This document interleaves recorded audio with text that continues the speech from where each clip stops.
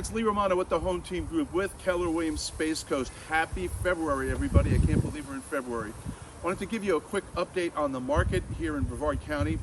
We currently have about 2,700 residential properties on the market for sale. That's compared to 6 months ago, we only had 700 on the market. So we're still in a situation here in Brevard County, uniquely in Brevard County, that it's a great time for people to buy properties and to sell properties.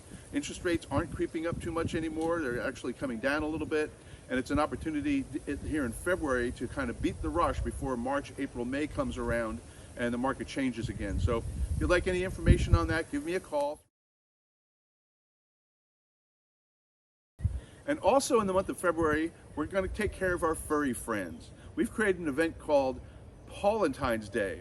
And for the entire month of February, we're going to be accepting donations to the BREVARD Humane Society. All of our grandkids got their pets from there. It's a great organization. You can read some of the information below here and sign up to see how you can contribute. So again, if you have any questions, give us a call. Happy February, happy Valentine's Day, and we'll talk soon.